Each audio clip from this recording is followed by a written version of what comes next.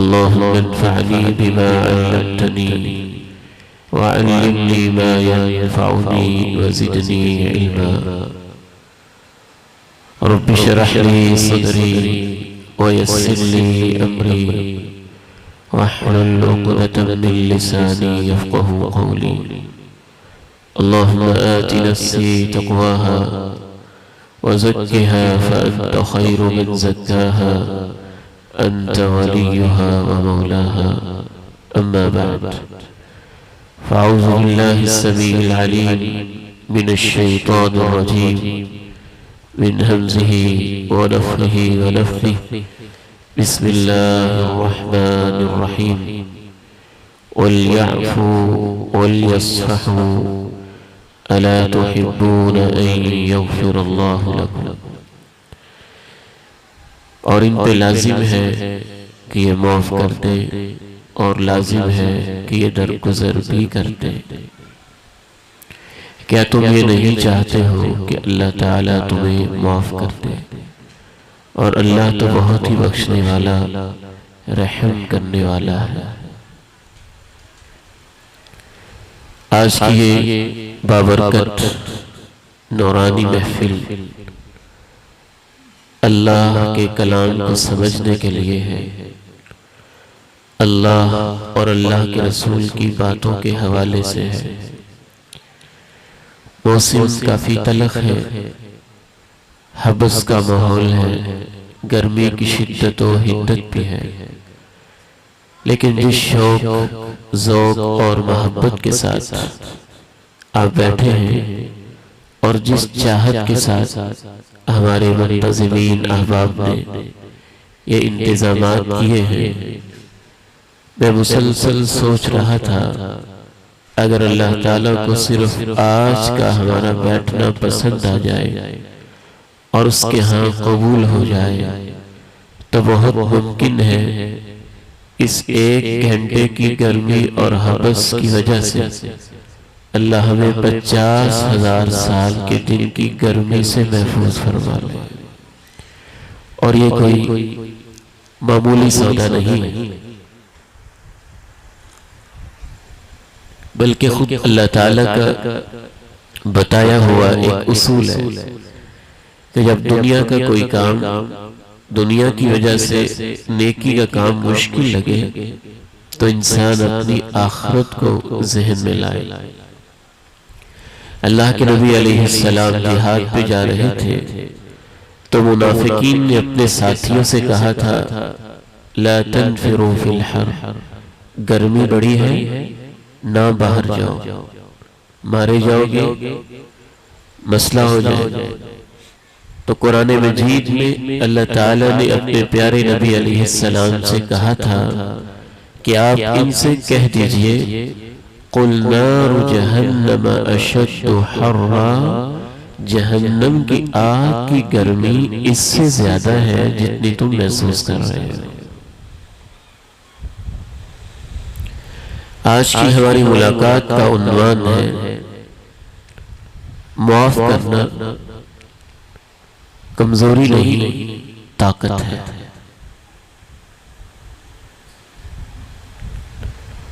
سب سے پہلا اور بڑا فائدہ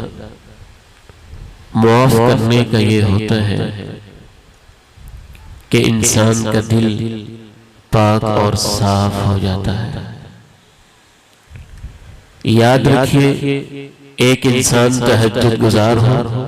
شب زندہ دار ہو، عبادت کرنے والا ہو، رات کو جاگنے والا ہو، تسبیح پہ تسبیح پڑھنے والا ہو، حج اور عمرہ کرنے والا ہو، اگر اس کے دل میں معافی کا جذبہ نہیں ہے بلکہ اس نے اپنے دل میں کینہ پالا ہے، حسد پالا ہے اور بدلہ لینے کے جذبات اس کے دل کے ایک ایک کونے کے اندر بھرے ہوئے ہیں، بہت خطرہ ہے کہ جب تک اس کے دل کے اندر یہ کینہ رہے گا، یہ زنگ رہے گا، یہ تنگی رہے گی، اس وقت تک اس کا دل پاک نہیں ہوگا، اور جب دل ہی پاک نہیں ہوگا تو اللہ کے ہاں عبادت قبول بھی نہیں ہوگی۔ اس کی مثال ایسے ہی سمجھیے جیسے ایک آدمی دل کا مریض ہو، اس کا جگر ہی کام نہ کر رہا ہو تو وہ بادام بھی کھائے، سیب بھی کھائے، انار بھی کھائے، جوسز بھی لیے، سب کچھ لے، اس سے فائدہ نہیں ہوگا جب تک پہلے اس کا دل ٹھیک نہیں ہوگا اور جگر ٹھیک نہیں ہوگا اور معدہ ٹھیک نہیں ہوگا، بلکہ جب تک اس کا معدہ صحیح کام نہیں کر رہا، جگر اور دل ورک نہیں کر رہا اور اپنے فنکشن نہیں کر رہا، ممکن ہے کہ زیادہ طاقتور غذا اس کے اوپر منفی اثر کرے اور اس کا معدہ یا اسٹامک کی اس کی پرابلم پہلے سے بڑھ جائے۔ بعینی ہی اس سے ملتا جلتا معاملہ ہی دین کا اور دل کا ہے۔ اگر انسان کا دل پاک نہیں ہے اور دل صاف نہیں ہے تو خطرہ یہی ہے کہ اس کی نمازیں، اس کے روزے، اس کے حج، اس کے عمرے اور اس کی زکاتیں اللہ کے ہاں اس طرح سے قبول نہیں ہوگی جیسا کہ پاکیزہ دل والوں کی اللہ قبول کرتا ہے۔ یوم لا ينفع مال ولا بنون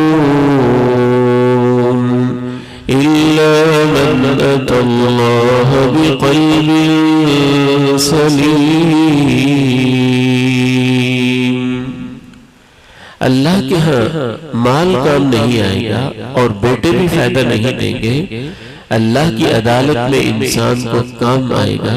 تو اس کا پاکیزہ دل ہی کام آئے گا۔ اور یاد رکھیے دل ہمارے جسم کا ایک ایسا نازک حصہ ہے کہ جب بھی ہم کینہ پالتے ہیں، بغض پالتے ہیں، نفرت پالتے ہیں تو ان سب کینوں، نفرتوں، عداوتوں کا مرکز ہمارا دل ہوتا ہے، زنگ دل کے اوپر ہی لگتے ہیں۔ كلا بل ران على قلوبهم ما كانوا يكسبون كلا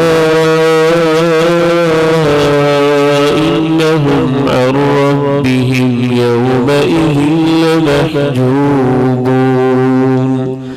ثم إنهم لصالو الجحيم۔ ہرگز نہیں، اصل بات یہ ہے کہ ان کے اعمال کی وجہ سے ان کے دلوں کے اوپر زنگ لگ چکا ہے، جس کا نتیجہ ہی ہوگا کہ قیامت کے دن ان کو رب کے دیدار سے محروم کر دیا جائے گا۔ تو میں نے عرض کیا معاف کرنے کا سب سے پہلا فائدہ یہ ہوتا ہے کہ اس سے انسان کا دل پاک ہو جاتا ہے، صاف ہو جاتا ہے، شفاف ہو جاتا ہے۔ اور معاف نہ کرنے کا سب سے پہلا اور بنیادی نقصان یہ ہوتا ہے کہ اس کے دل کے اندر کوڑ، غلاظت، گندگی کے ڈھیر، بغض، کینہ، نفرت، حسد، عداوت اور اس طرح کے جذبے پنپتے رہتے ہیں، حتیٰ کہ ان کے ان برے جذبات کی وجہ سے وہ نیکی کرتا بھی ہے تو اللہ تعالیٰ کے ہاں قبول نہیں ہوتی، کیونکہ اللہ نیکی کو بعد میں قبول کرتا ہے، پہلے دل کو دیکھتا ہے، پہلے دل کو دیکھا جاتا ہے۔ رسول اللہ صلی اللہ علیہ وسلم ارشاد فرماتے ہیں ان اللہ تعالی لا ينظر الى صوركم ولا الى اموالكم ولكن ينظر الى قلوبكم واعمالكم۔ بے شک اللہ تعالیٰ تمہاری شکلوں کو نہیں دیکھتے، تمہارے مال کو نہیں دیکھتے، اللہ تو تمہارے دل کو دیکھتے ہیں اور تمہارے اعمال کو دیکھتے ہیں۔ آپ کا کیا خیال ہے؟ جتنے بھی منافقین تھے ان کا بنیادی مسئلہ یہ نہیں تھا کہ وہ نماز نہیں پڑھتے تھے، ان کا بنیادی مسئلہ یہ نہیں تھا کہ انہوں نے کلمہ نہیں پڑھا تھا، ان کا بنیادی مسئلہ یہ تھا کہ وہ جو کچھ بھی کر رہے تھے ان کے دل میں وہ کچھ نہیں تھا، وہ دل کے اچھے نہیں تھے، دل کے پاک نہیں تھے، دل کے صاف نہیں تھے، دل کی پاکیزگی، دل کی صفائی، دل کی طہارت۔ امام ابن قیم رحمہ اللہ ارشاد فرماتے ہیں جیسے پانی رکھنے کے لیے آپ گلاس استعمال کرتے ہیں، دودھ کے لیے آپ علیحدہ برتن استعمال کرتے ہیں، سونے کے لیے آپ علیحدہ برتن استعمال کرتے ہیں، چاندی کے لیے ایک اور قسم کا آپ ظرف استعمال کرتے ہیں، مٹی کو جمع کرنے کے لیے اور قسم کا آپ میٹیریل استعمال کرتے ہیں۔ امام ابن قیم رحمہ اللہ فرماتے ہیں اللہ کی محبت کے لیے دنیا میں ایک ہی برتن ہے اور اس برتن کو دل کہا جاتا ہے۔ اگر یہ گند سے بھرا ہوا ہو تو اس دل کے اندر اللہ کی محبت پیدا ہی نہیں ہوتی ہے۔ فَلَمَّا زَاغُوا أَزَاغَ اللَّهُ قُلُوبَهُمْ، جب وہ ٹیڑھے ہوئے تو اللہ نے ان کے دلوں کو ٹیڑھا کر دیا۔ ثُمَّ قَسَتْ قُلُوبُكُم مِّن بَعْدِ ذَلِكَ فَهِيَ كَالْحِجَارَةِ أَوْ أَشَدُّ قَسْوَةً وَإِنَّ مِنَ الْحِجَارَةِ لَمَا يَتَفَجَّرُ مِنْهُ الْأَنْهَارُ وَإِنَّ مِنْهَا لَمَا يَشَّقَّقُ فَيَخْرُجُ مِنْهُ الْمَاءُ وَإِنَّ مِنْهَا لَمَا يَهْبِطُ مِنْ خَشْيَةِ اللَّهِ وَمَا اللَّهُ بِغَافِلٍ عَمَّا تَعْمَلُونَ۔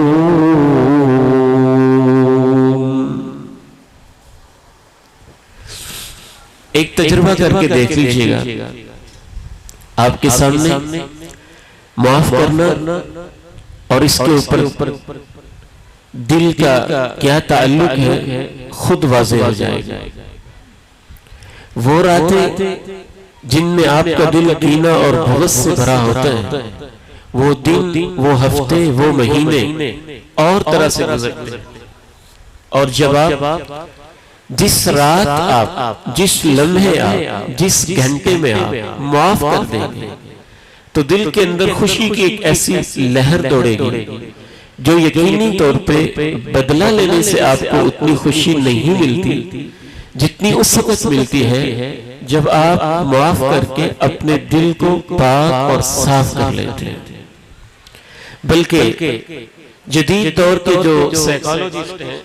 یا جدید دور کے جو ماہر نفسیاتی امراض کے ماہرین ہیں، ان کا تو یہ کہنا بھی ہے کہ انسان جو ڈپریشن میں جاتا ہے یا انزائٹی کے اندر جاتا ہے یا مختلف قسم کی اس کو نفسیاتی بیماریاں لگتی ہیں، بعض دفعہ اس کے پیچھے بھی یہ وجہ ہوتی ہے کہ انسان اندر ہی اندر کڑتا رہتا ہے،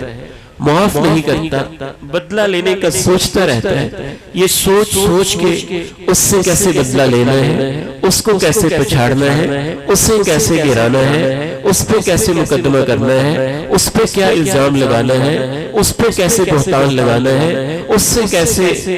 آنکھوں میں آنکھیں ڈال کے باتیں کرنی ہے، اور اس سے کیسے میں نے نبرد آزما ہونا ہے۔ یہ سوچتے ہی انسان نفسیاتی طور پر بھی بہت ساری الجھنوں کا شکار ہو جاتا ہے۔ صرف نفسیاتی طور پہ نہیں ہوتا بلکہ جسمانی طور پر بھی جب انسان معاف کرتا ہے تو اس کی باڈی بھی ریلیکس ہوتی ہے،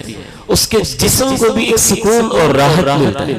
اس کے برعکس جب وہ معاف نہیں کرتا ہے تو ایک ٹینشن کے اندر رہتا ہے، اعصاب کے اوپر ایک بوجھ سوار رہتا ہے، اور مسلسل اس کے دماغ کے اوپر بھی ایک عجیب قسم کا بوجھ رہتا ہے، اور اس بوجھ کی وجہ سے، اس برڈن کی وجہ سے اور اس سوچ کی وجہ سے انسان کے فزیکلی بھی اس کے جسم کے اوپر اثرات مرتب ہوتے ہیں۔ اس وجہ سے بعض دفعہ انسان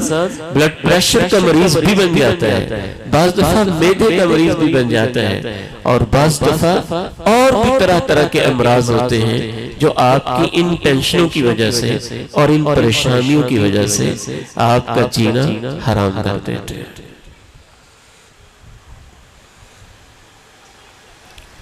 دوسرا عظیم فائدہ معاف کرنے سے جو انسان کو نصیب ہوتا ہے وہ بھی بہت قابل غور ہے۔ بالعموم ہمارے معاشرے میں جس وجہ سے ہم معاف نہیں کرتے اس کی بہت ساری وجوہات ہوتی ہیں،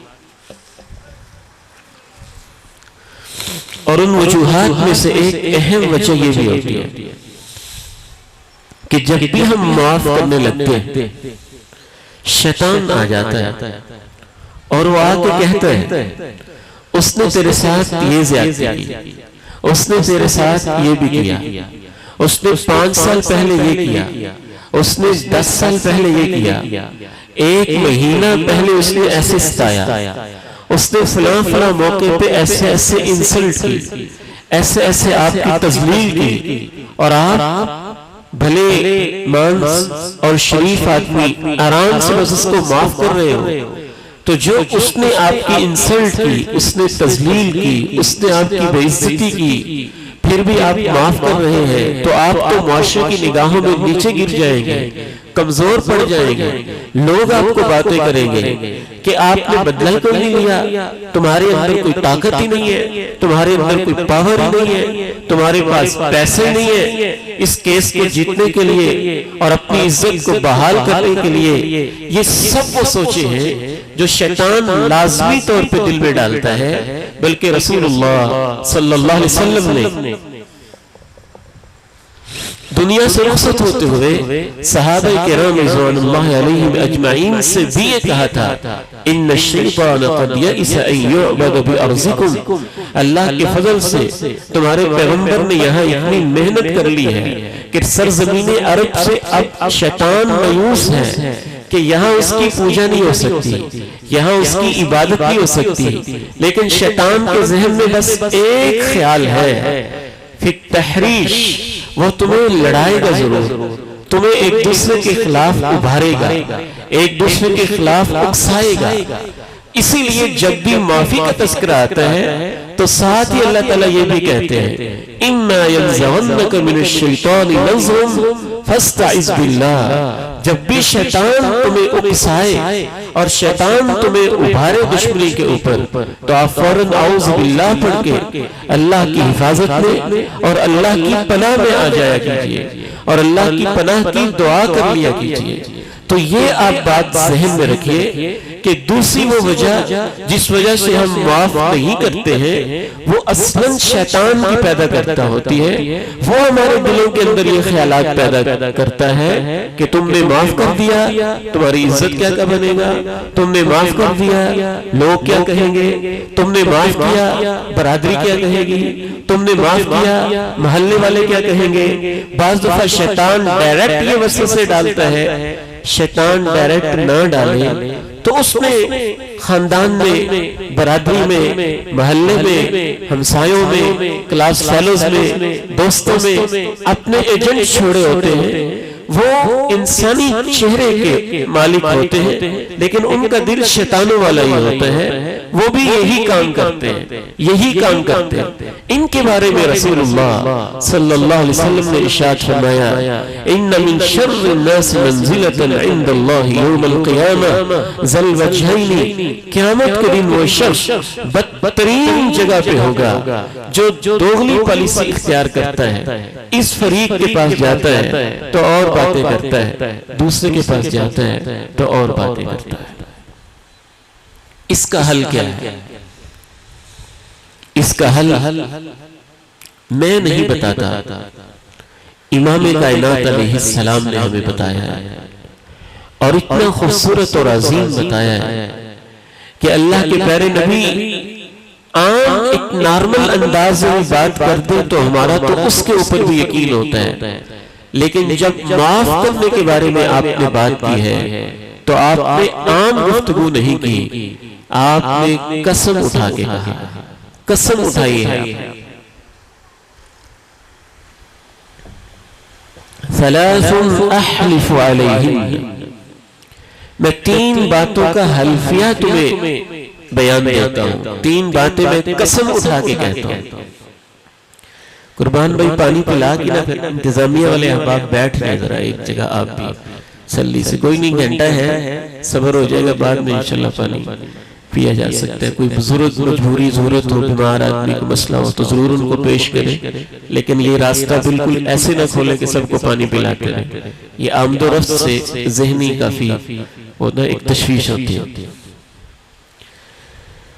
تو میں عرض کر رہا تھا کہ وہ میں حل نہیں بتاتا، اللہ کے نبی علیہ السلام نے ارشاد فرمایا ہے.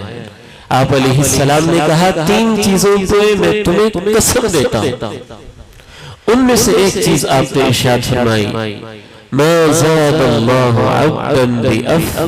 الا عزا، جب بھی کوئی اللہ کا بندہ اللہ کی خاطر معاف کر دیتا ہے، میں تمہارا نبی قسم اٹھا کے کہتا ہوں کہ اللہ اس کی عزت میں اضافہ کر دیتا ہے. اب ایک وہ بات ہے جو شیطان دل میں ڈال رہا ہے، اور ایک وہ بات ہے جو شیطان کے ایجنٹ دل کے اندر ڈال رہا ہے، اور ایک وہ بات ہے جو آپ کے پیارے نبی علیہ السلام، امام کائنات علیہ السلام، فداہ ابی و امی، میرے ماں باپ ان پہ قربان جائیں، آپ ہمیں کہہ رہے ہیں، آپ ارشاد فرما رہے ہیں کہ میں تمہیں قسم دے کے کہتا ہوں جب بھی تم میں سے کوئی معاف کرے گا تو اللہ اس کی عزت کے اندر اضافہ کر دے گا. اور پوری انسانی تاریخ میں جب بھی کسی نے معاف کیا ہے تو اللہ نے اس کی عزت میں اضافہ کیا ہے. اور سب سے بڑی طاقت یہی معاف کرنے کی ہوتی ہے کہ جب تک آپ بدلہ لے رہے ہوتے ہیں آپ تنہا میدان میں ہوتے ہیں، اور جب آپ معاف کر دیتے ہیں تو آپ اکیلے بھی ہوتے ہیں، آپ کے ساتھ آپ کا رب ہوتا ہے. جناب ابو بکر صدیق رضی اللہ تعالی کو ایک آدمی برا بھلا کہہ رہا ہے، باتوں پہ باتیں کیے جا رہا ہے. امام کائنات علیہ السلام تشریف فرما ہے، جناب صدیق خاموشی سے سن رہے ہیں، امام کائنات علیہ السلام مسکرا رہے ہیں، اور یہ منظر اپنی آنکھوں سے دیکھ رہے اور کانوں سے سن رہے ہیں. آخر انسان سے جناب صدیق بھی پیمانہ صبر لبریز ہو جاتا ہے. پہلے خاموش تھے، اب وہ بھی ترکی و ترکی جواب دیتے ہیں، اور جیسے ہی جناب صدیق رضی اللہ تعالی عنہ جواب دیتے ہیں، اللہ کے پیارے نبی علیہ السلام مجلس سے اٹھ کے کھڑے ہو کے چلے جاتے ہیں. جناب صدیق کو محسوس ہوتا ہے کہ مجھے گالیاں پڑتی رہی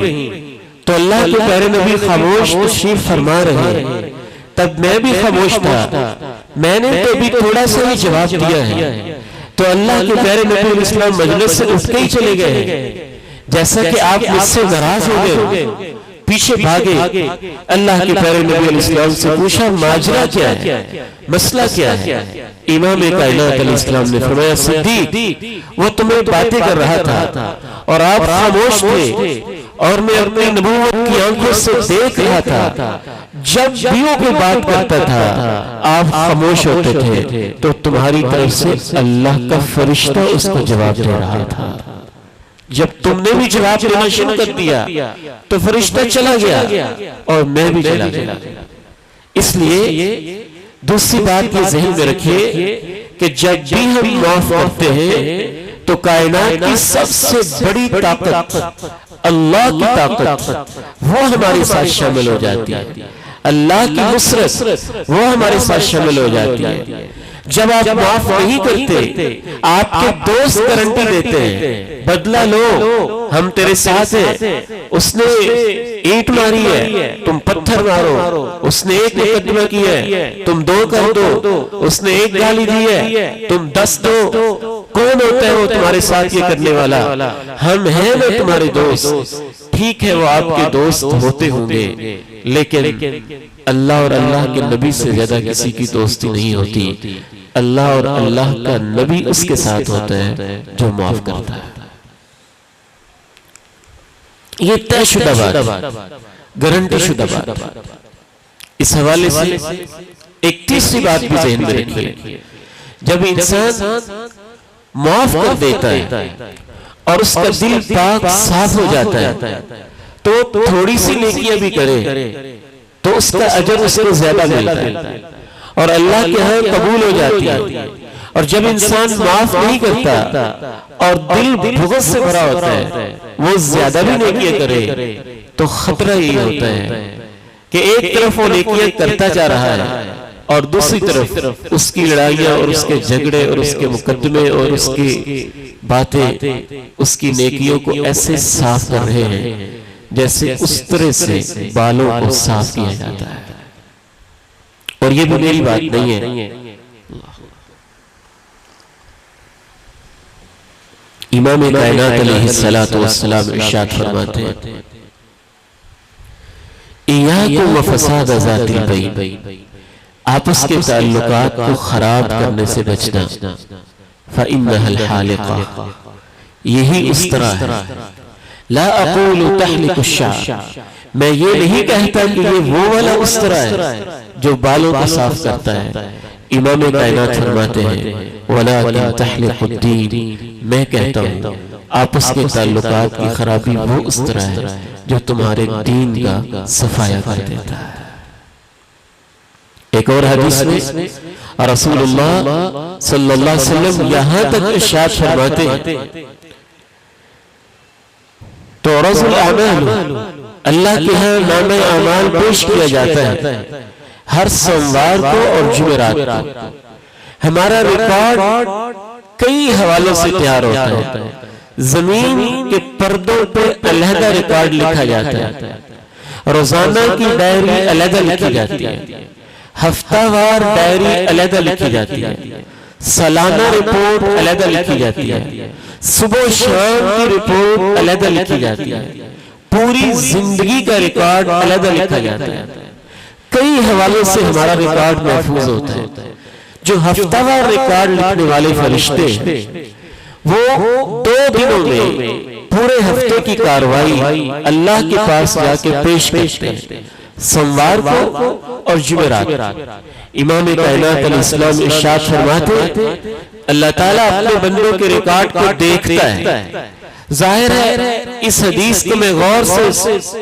جب پڑھتا ہوں تو مجھے یوں لگتا ہے اللہ دیکھتے ہیں اس کے اندر یہ گناہ بھی ہے، اللہ کہتے ہیں معاف کر دو، یہ بھی گناہ ہے، اللہ کہتے ہیں معاف کر دو، یہ بھی گناہ ہے، اللہ کہتے ہیں معاف کر دو، یہ بھی گناہ ہے، اللہ کہتے ہیں معاف کر دو، یہ بھی گناہ بھی ہے، اللہ کہتے ہیں معاف کر دو۔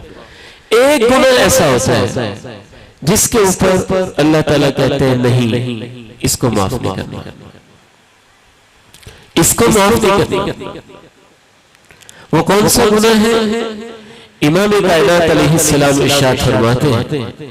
کہ جب ان 2 بندوں کا کیس جاتا ہے جن کے دل ایک دوسرے کے لیے نفرت اور بغض اور حسد اور کینے سے بھرے ہوئے،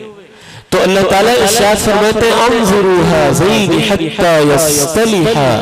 ان دونوں کا کیس پیچھے ہٹا لو جب تک یہ ایک دوسرے کو معاف کر کے صلح نہیں کر لیتے ہیں، میں کائنات کا رب بھی ان کو معاف نہیں کروں گا۔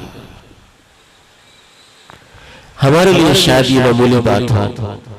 لیکن بندہ مومن کے لیے اس سے بڑے خطرے کی کوئی بات نہیں ہے کہ اللہ اس کو کہتا ہو کہ میں نے تجھے معاف نہیں کرنا۔ اللہ کیا دیتے ہو کہ میں نے اس بندے کو ابھی معاف نہیں کرنا، ان کا کیس پیچھے کر لو، ان کا کیس ہٹا لو۔ ایک چوتھی بات بھی اس حوالے سے ذہن میں رکھیے، صرف یہی نہیں ہے کہ معاف کرنا ایک نیکی ہے، بلکہ اس سے آگے بڑھ کے معاف نہ کرنا بعض دفعہ اتنا بڑا جرم ہوتا ہے کہ وہ اتنا سنگین جرم ہو جاتا ہے کہ معاف نہ کرنے کی وجہ سے انسان کا خاتمہ ہی برا ہو جاتا ہے اور اس کی موت بھی بری ہو جاتی ہے۔ میں نہیں کہتا، امام کائنات علیہ السلام ارشاد فرماتے ہیں کسی مسلمان کے لیے جائز نہیں ہے ان یہجر اخاہ المسلم فوق 3، کہ اپنے مسلمان بھائی سے 3 دن سے زیادہ قطع تعلق کرے اور اس سے بائیکاٹ کرے. اگر کوئی شخص 3 دن سے زیادہ اپنے مسلمان بھائی سے بائیکاٹ کرتا ہے، دل کے اندر نفرت، کینہ، بغض رکھتا ہے اور اسے معاف نہیں کرتا ہے، 3 دن سے زیادہ بائیکاٹ کر کے رہتا ہے، امام کائنات علیہ السلام ارشاد فرماتے ہیں فَمَاتَ دَخَلَ النَّارَ، اگر اس حالت میں اس کی موت آ جاتی ہے تو وہ جہنم میں داخل ہو جاتا ہے، کیونکہ اس کا رب اس کے اوپر ناراض ہو جاتا ہے. بلکہ ایک اور حدیث میں رسول اللہ صلی اللہ علیہ وسلم ارشاد فرماتے ہیں من ہجر اخاہ المسلم سنة فما فوقها، جو شخص اپنے بھائی کو 1 سال تک معاف نہیں کرتا اور 1 سال سے بھی اوپر کا عرصہ گزر جاتا ہے اور وہ اس سے بائیکاٹ کرتا ہے، قطع تعلقی کرتا ہے، اس کے نام اعمال میں لکھا جاتا ہے کہ اس نے 1 قتل کر دیا. یعنی 1 سال سے زیادہ ناراض رہنا کسی مسلمان کے ساتھ اللہ کے نزدیک قتل کے برابر، کیونکہ جب آپ قتل کرتے ہیں تو بندہ ایک ہی دفعہ مرتا ہے، اور جب آپ دل کے اندر بغض اور کینہ پالتے ہوئے ہر ہفتے کوئی نیا شوشہ چھوڑتے ہیں، کوئی نیا ہی زخم لگاتے ہیں، کوئی نیا ہی الزام لگاتے ہیں، کوئی نیا ہی کیس کھول دیتے ہیں، کوئی نئی ہی کانٹے راہوں کے اندر بچھا دیتے ہیں، کوئی نئے انداز کے اندر پھر زخم لگانا شروع کر دیتے ہیں، تو میں تو کہتا ہوں کہ واقعتاً ایسا بندہ زندوں کو بھی مارتا ہے اور وہ 1 دفعہ نہیں، جب بھی تکلیف دیتا ہے نئے سرے سے مارتا ہے. جس نے قتل کیا اس نے تو اکٹھا ہی 1 دفعہ کر دیا، اور جس نے قتل نہیں کیا لیکن روزانہ، ہفتہ وار، مہینے کے بعد کوئی نہ کوئی نیا الزام، کوئی نہ کوئی نئی مصیبت، کوئی نہ کوئی نیا بہتان اور راستے کے اندر کوئی نئے کانٹے بکھیرتا رہتا ہے، تو یہ وہ شخص ہے جو ٹکڑے ٹکڑے کر کے قتل کر رہا ہے. اس لیے امام کائنات علیہ السلام نے ارشاد فرمایا من حجر اخاہ المسلم سنة فما فوقها، جو شخص اپنے مسلمان بھائی کو 1 سال سے زیادہ اس سے بولتا نہیں اور قطع تعلقی کر لیتا ہے تو اس کے نام اعمال میں ایسے لکھا جاتا ہے جیسا کہ اس نے اس کا خون بہا دیا ہے. وقت بہت کم ہے، گفتگو کے آخری اہم ترین حصے کی طرف ہم بڑھتے ہیں. یاد رکھیے معاف کرنا اللہ کی صفت ہے، اللہ کی صفت ہے. ہم زندہ ہیں تو اس کی صفت کی وجہ سے، ہم انسان ہیں تو اس کی اسی صفت کی وجہ سے، ہم یہاں بیٹھے ہیں تو اسی کی اسی صفت کی وجہ سے. سب سے زیادہ اللہ نے جس اپنی صفت کو اپنے بندوں کو تعارف کروایا ہے وہ معاف کرنے کی صفت ہے. کس کوئی اور نام ہمیں آتا ہو یا نہ آتا ہو، اللہ کا یہ نام ہمیں ضرور آتا ہے کہ وہ غفور الرحیم ہے. اور غفور کا معنی بخشنے والا ہے، اور بخشنا بھی ایسے کہ پردہ ڈال دے، اور پھر بخشتا ہی نہیں ہے بلکہ بخشنے کے بعد انسان کے اوپر اپنی رحمت بھی نازل کرتا ہے. تو معاف کرنا تو اللہ کی صفت ہے. اور یاد رکھیے جیسے ہی کوئی اللہ تعالیٰ کی صفت ہوتی ہے، اللہ کو یہ اچھا لگتا ہے کہ میرے بندوں کے اندر بھی وہ صفت پیدا ہو. اللہ چاہتے ہیں کہ میں اپنے بندوں کو معاف کر دوں، تو ایسے ہی اللہ یہ بھی چاہتے ہیں کہ میرے بندے بھی ایک دوسرے کو معاف کر دیں. اس کو اگر آپ ہمیشہ ذہن میں رکھنا چاہیں تو وہ دعا ذہن میں لائیں جو ہم رمضان کے اندر تاک راتوں میں پڑھتے ہیں. اللہم انک عفو تحب العفو فاعف عنا او فاعف عنی. اے اللہ تو معاف کرنے والا ہے، معاف کرنا تجھے پسند ہے، لہذا تو مجھے معاف کر دے، لہذا تو مجھے معاف کر دے. تو اس دعا کے اندر بھی ہم یہی حوالہ دیتے ہیں کہ اے اللہ تجھے معاف کرنا پسند ہے، مجھے یوں لگتا ہے کہ کبھی کبھی عرش سے یہ آواز آتی ہے کہ ٹھیک ہے میرے بندے، میں تسلیم کرتا ہوں کہ مجھے معاف کرنا پسند ہے، تو میں یہ بھی تجھے کہتا ہوں کہ اس لیے مجھے یہ بھی پسند ہے کہ تو بھی تو معاف کر دے۔ اب اگر تو معاف کرے گا تو میں تجھے معاف کر دوں گا، اور اگر تو میرے بندوں کو معاف نہیں کرے گا تو میں تجھے معاف نہیں کروں گا۔ اس لیے رسول اللہ صلی اللہ علیہ وسلم نے ارشاد فرمایا ارحموا ترحموا، تم رحم کرو گے تو اللہ تمہارے اوپر رحمت کرے گا، وَتَغْفِرُوا يُغْفَرْ لَكُمْ، تم معاف کرو گے تو تمہیں بھی معاف کیا جائے گا۔ اور اللہ تعالیٰ نے قرآن مجید میں کہا وَإِن تَعْفُوا وَتَصْفَحُوا وَتَغْفِرُوا فَإِنَّ اللَّهَ غَفُورٌ رَحِيمٌ۔ اگر تم معاف کر دو، اگر تم بخش دو، تو بے شک یاد رکھو کہ اللہ بھی بہت بخشنے والا، اللہ بھی بہت رحم کرنے والا ہے۔ ایک مثال سے سمجھانا چاہوں گا، اگر آپ کے اوپر قتل کا مقدمہ ہو اور آپ نے کسی دوسرے شخص کے اوپر چھوٹا موٹا کوئی مقدمہ کیا ہو،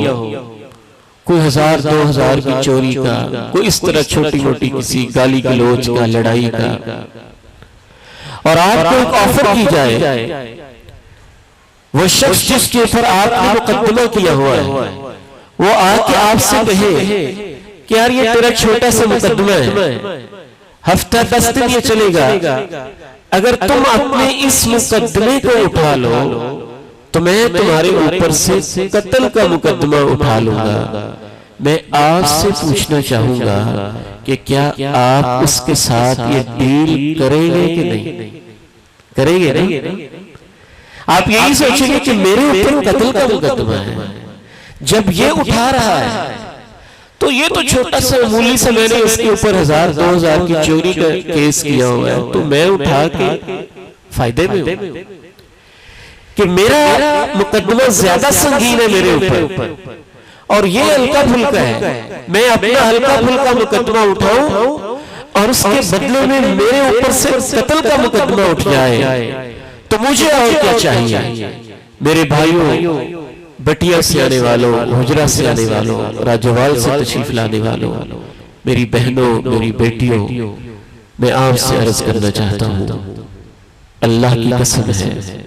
میرے اور آپ کے اوپر تو بڑے بڑے مقدمے ہیں۔ ہماری کوئی ایسی صبح نہیں ہے جس میں اللہ کی نافرمانی نہ ہوئی ہو، اور ہماری جوانیوں کا کوئی ایسا دن نہیں ہے جس میں ہم سے کوئی نہ کوئی غلطی نہ ہوئی ہو، اور ہماری کوئی رات ایسی نہیں ہے جس میں کوئی نہ کوئی ہم سے خطا نہ ہوئی ہو۔ اگر اللہ ہمارے ساتھ اتنی بڑی ڈیل کر رہا ہو کہ اللہ کہتا ہو کہ تم نے جو میرے حق میں گناہ کیے ہیں وہ میں نے تمہارے نامہ اعمال میں لکھے ہوئے ہیں، اور بڑے بڑے ان گناہوں کی وجہ سے تمہارے اوپر موت کی سختیاں بھی آ سکتی ہیں، ان گناہوں کی وجہ سے دنیا میں تمہاری پکڑ بھی ہو سکتی ہے، تیرے گناہوں کی وجہ سے تیری اولاد کو میں نافرمان بھی بنا سکتا ہوں، تیرے گناہوں کی وجہ سے میں تیرے رزق کو تنگ بھی کر سکتا ہوں،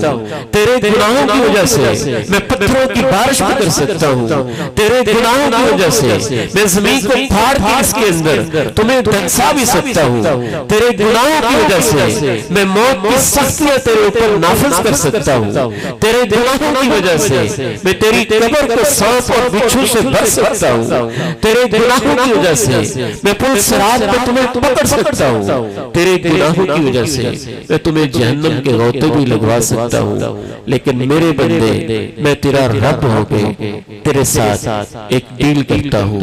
تو نے میرے حق میں جو گناہ کیے ہیں وہ میں نے لکھے ہوئے ہیں، اور میرے کچھ بندے ہیں انہوں نے تیرے ساتھ کوئی زیادتی کی ہوئی ہے، اگر تو میرے ان بندوں کو معاف کر دے جنہوں نے تیرے ساتھ زیادتی کی ہوئی ہے تو میں تیرا رب تیرے ساتھ وعدہ کرتا ہوں کہ میں تیری زندگی کے سارے گناہوں کو معاف کر دوں گا۔ تو اگر واقعتاً اللہ پہ ایمان ہو تو بندہ یہ سودا اللہ کے ساتھ ضرور کرے گا۔ اس آیت کو ذرا سنیے نا، اللہ تعالیٰ نے یہ سودا کیسے ہمیں سمجھایا۔ وَلْيَعْفُوا وَلْيَصْفَحُوا أَلَا تُحِبُّونَ أَن يَغْفِرَ اللَّهُ لَكُمْ وَاللَّهُ غَفُورٌ رَحِيمٌ۔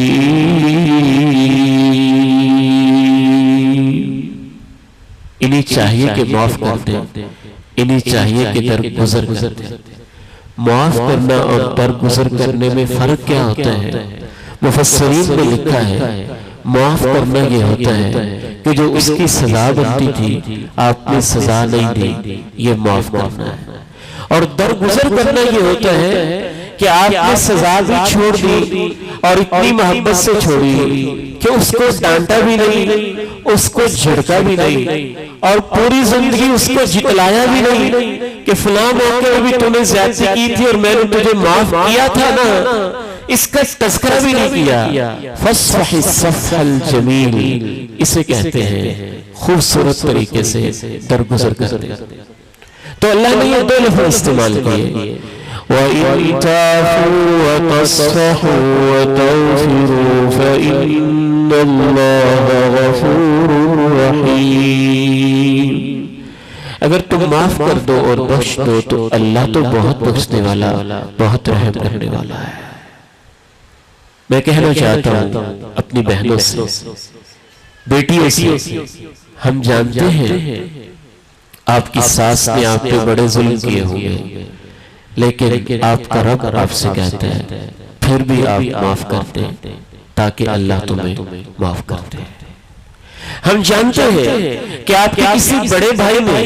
یا آپ کے کسی چھوٹے بھائی نے آپ پہ کئی زیادتیاں کی ہوں گی، کئی قسم کے آپ کے ساتھ معاملات کیے ہوں گے، لیکن آپ کا رب آپ سے کہتا ہے آپ معاف کر دیں، اس لیے کہ اللہ تمہیں معاف کر دے۔ وَلْيَعْفُوا وَلْيَصْفَحُوا أَلَا تُحِبُّونَ أَن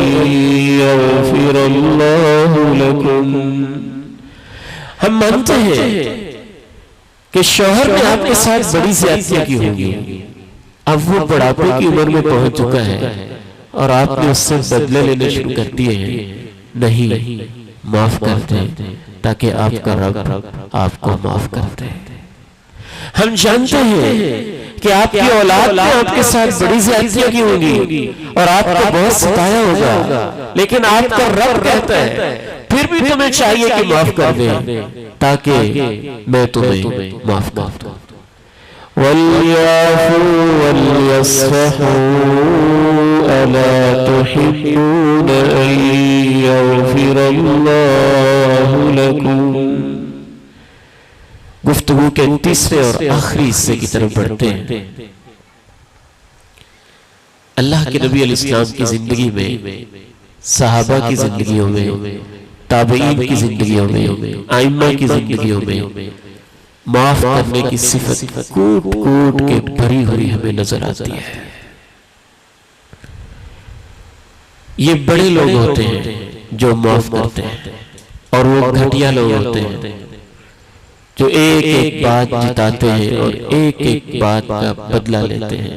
اور اینٹ کا جواب پتھر سے دیتے ہیں۔ میں سمجھتا ہوں جتنی زیادتیاں مکہ والوں نے ہمارے پیارے نبی علیہ السلام کے ساتھ کی ہیں، ہم میں سے اس پورے حال کے اندر ایک شخص بھی ایسا نہیں ہے جس پر کسی نے اس سے 100 گنا کم بھی زیادتیاں کی ہوں، اس سے بھی زیادہ کم ہمارے اوپر، بہت ہی کم، یعنی وہ کمپیریزن ہو ہی نہیں سکتا۔ ڈاکٹر مہدی رزق اللہ ایک سیرت نگار ہیں، انہوں نے اپنی سیرت کی کتاب کے اندر لکھا ہے کہ اللہ کے نبی علیہ السلام کو مکہ والوں نے جیسے ستایا تھا ان کے ستانے کے طریقے بھی 1 درجن سے زیادہ تھے۔ اور ایک ایک طریقے کے اندر انہوں نے 100 مرتبہ 10 مرتبہ ستایا ہوا تھا. انہوں نے نفسیاتی ٹارچر بھی کیا. آپ جا رہے ہیں, کوئی پھپٹی کس کے کہتا ہے وہ دیکھو جادوگر جا رہا ہے. آپ جا رہے ہیں اور کوئی سائیکولوجیکلی ایسے ٹارچر کرتے ہیں کہ دیکھو یہ دیوانہ جا رہا ہے, پاگل جا رہا ہے. آپ جا رہے ہیں اور کوئی کہتا ہے کہ دیکھو یہ مجنون جا رہا ہے. آپ جا رہے ہیں اور کوئی کہتا ہے کہ دیکھو یہ وہ شخص ہے جس نے باپ کو بیٹے سے, بھائی کو بہن سے, بہن کو بہن سے, میاں کو بیوی سے جدا کر کے رکھ دیا ہے. آپ جا رہے ہیں اور کوئی کہتا ہے کہ دیکھو یہ وہ شخص ہے جس نے ہمارے معاشرے کو تقسیم کر کے رکھ دیا ہے. آپ جا رہے ہیں اور کوئی کہتا ہے کہ دیکھو یہ وہ شخص ہے جو ہمارے بتوں کی مذمت کرتا ہے. پھر ایک اور انداز کا ٹارچر, آپ کے اوپر پتھر بھی برسائے, کنکر بھی پھینکے, لہو لہان بھی کیا, ایڑیاں خون سے لت پت بھی ہو گئی, تکلیفیں بھی آخری درجے کی دی. ایک اور تکلیف دینے کا انداز, امام کائنات علیہ السلام کے ساتھیوں کو ان کی نگاہوں کے سامنے ستایا. بلال کو کوئلوں پہ گھسیٹا گیا. سمیہ کو کھڑا کر کے ابو جہل نے اونٹ کے ساتھ مخالف سمت میں باندھ کے سیدہ سمیہ رضی اللہ تعالی عنہ کے جسم کے درمیان میں نیزہ لگا کے جسم کے 2 ٹکڑے کر دیا. یہ بھی ستایا. خبیب کے لیے سولی کے پھندے کا انتظام کیا گیا اور سارے مکہ کے اوباش اور غنڈوں کو اکٹھا کر کے تالیاں بجا کے اور تماشے بنا کے سب کے سامنے ان کو سولی کے پھندے پہ لٹکایا گیا. اللہ کے نبی علیہ السلام کے ساتھ ایک زیادتی ہوئی تھی, انہوں نے تو زیادتیوں کی حد کر دی. اس حد تک ستایا گیا کہ صحابہ کرام بے چین اور بیتاب ہو کے اللہ کے نبی سے کہنے لگے کہ آپ اللہ سے دعا کرتے, اللہ ہماری مدد ہی کرتے. انہوں نے تو ہمارا جینا مشکل کر دیا ہے, اتنا مشکل کر دیا گیا کہ مکہ میں رہنے ہی نہیں دیا اور بیچارے مجبور ہو گئے. پہلی دفعہ ایتھوپیا کی طرف, حبشہ کی طرف ہجرت کر گئے. پھر کچھ لوگ دوبارہ حبشہ کی طرف ہجرت کر گئے. پھر جب معزز گھرانوں کو بھی ستایا گیا تو اللہ کے نبی علیہ السلام نے بچپن کی گلیوں کو, خانہ کعبہ کو الوداع کیا بہتے آنسوؤں کے ساتھ. اے خانہ کعبہ, تجھے چھوڑنے کو جی نہیں چاہتا, لیکن تیرے باسی مجھے یہاں بسنے نہیں دیتے. جناب صدیق کا کاروبار مکہ میں تھا, وہ بھی گیا.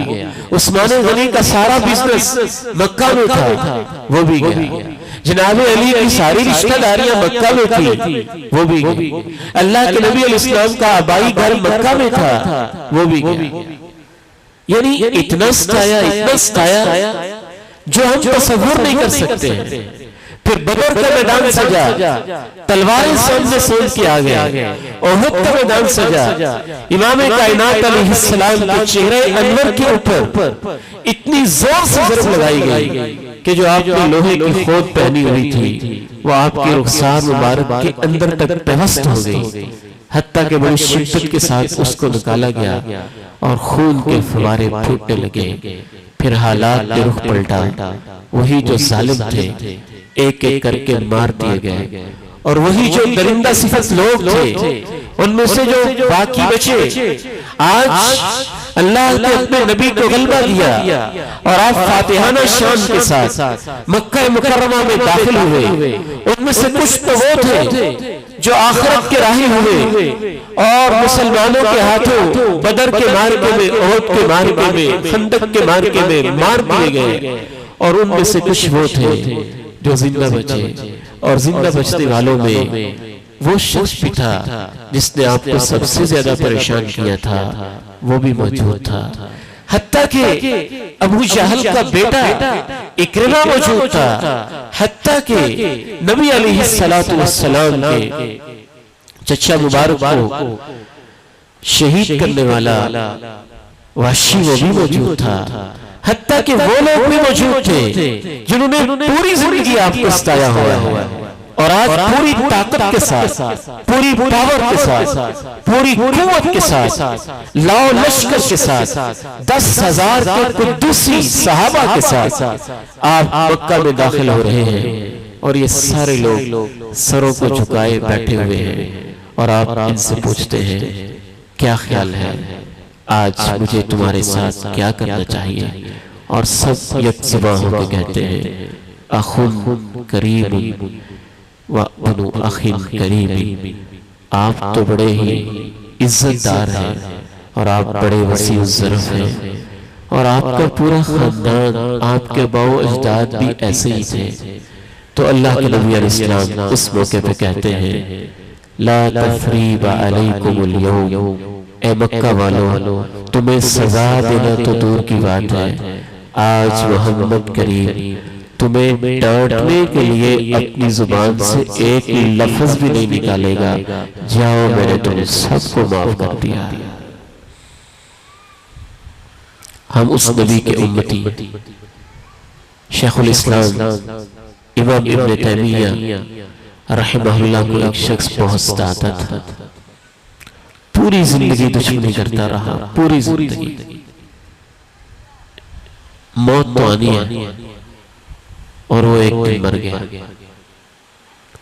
امام ابن تیمیہ کے شاگرد امام ابن قیم رحمہ اللہ کہتے ہیں کہ میں اپنے شیخ کے پاس امام ابن تیمیہ کے پاس گیا، اور میں نے کہا کہ وہ جو پوری زندگی آپ کو ستاتا تھا نا، آج اس سے جان چھوٹی مر گیا۔ فرماتے ہیں کہ میرے شیخ غصے میں آ گیا،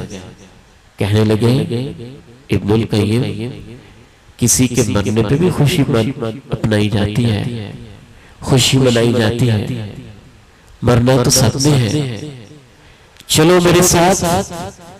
وہ بھی آخر کسی بچے کا باپ تھا، اور ان بچوں کا کیا حال ہے، اس کی بیوہ کے کیا احوال ہے،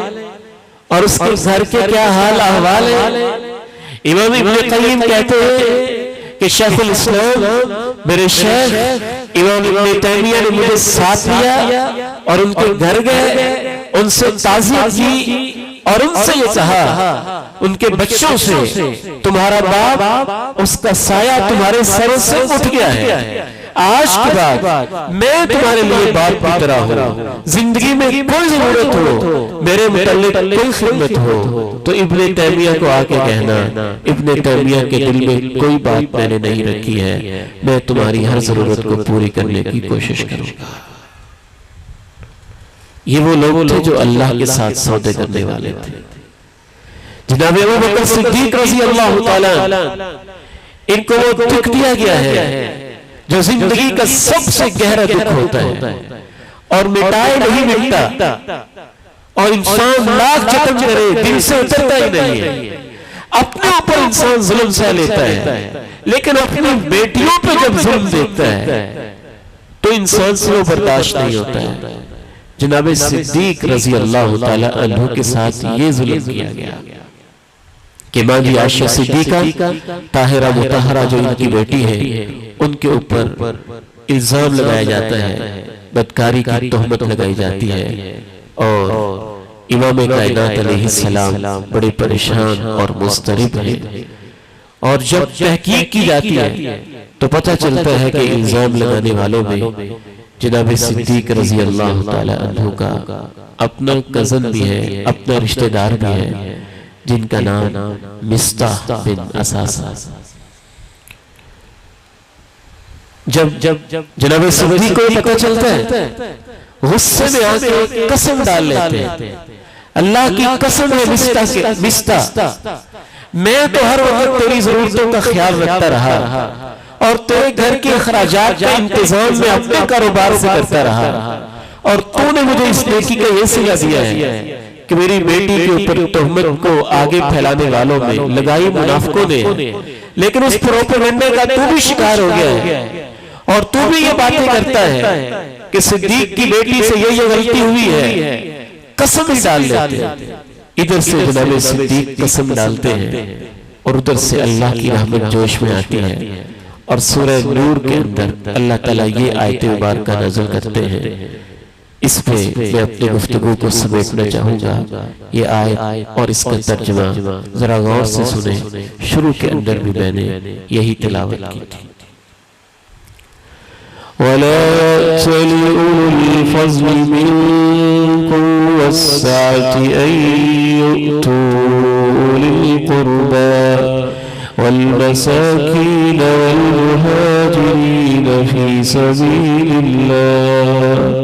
وَلْيَعْفُوا وَلْيَصْفَحُوا أَلَا تُحِبُّونَ أَن يَغْفِرَ اللَّهُ لَكُمْ. صدیق، تیرے جیسے لوگ جن پہ اللہ کا فضل ہے اور جن کو اللہ نے کھلا دیا ہوا ہے، ان کو تو یہ قسم نہیں ڈالنی چاہیے کہ رشتہ داروں کو کبھی دیں گے نہیں. تیرے جیسے لوگوں کو یہ قسم نہیں ڈالنی چاہیے کہ مسکینوں کے ساتھ نیکی نہیں کریں گے. صدیق، تیرے جیسے لوگوں کو تو یہ قسم نہیں ڈالنی چاہیے کہ وہ مہاجروں کے ساتھ کوئی نیکی نہیں کریں گے. بلکہ صدیق، تیرے جیسے لوگوں کو تو یہ چاہیے وَلْيَعْفُوا، معاف کر دے، وَلْيَصْفَحُوا، درگزر بھی کر دے. أَلَا تُحِبُّونَ أَن يَغْفِرَ اللَّهُ لَكُمْ، کیا تم نہیں چاہتے ہو کہ اللہ تمہیں معاف کر دے؟ جیسے ہی جناب صدیق نے یہ آیت سنی، ان کی آنکھوں سے آنسو بہنے لگے اور اللہ سے کہنے لگے، اے اللہ، آج کے بعد مصطح کے گھر میں میری طرف سے جو بھی راشن، ضروریات، چیزیں پہنچتی تھی اس کے اندر ذرہ برابر کبھی کمی نہیں آئے گی. میں مصطح کو معاف کرتا ہوں اور تو اپنے بندے صدیق کو معاف کر دے. دیکھیے، زندگی بہت مختصر ہے. کئی چیزیں ایسی ہوتی ہیں جو دل میں بیٹھ جاتی ہیں اور اترنے کا نام نہیں لیتی ہیں. ان میں سے ایک وہ منظر ہے جو پچھلے دنوں ہم سب نے تقریباً اپنی آنکھوں سے دیکھا ہوگا. ایک ہی خاندان ہے، بچے بھی ہیں، ماں باپ بھی ہیں، بہو بھی ہیں، داماد بھی ہیں، سیر و تفریح کے لیے نکلے ہیں اور کیسے وہ کھڑے ہوئے موت کا انتظار کر رہے ہیں اور کھڑے کھڑے بیچارے پانی کی لہروں کے سپرد ہو جاتے ہیں.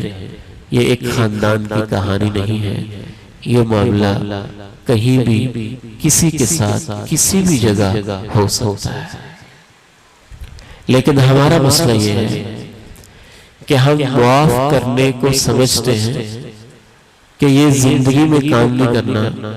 یہ تو مرتے ہوئے کرتے ہیں.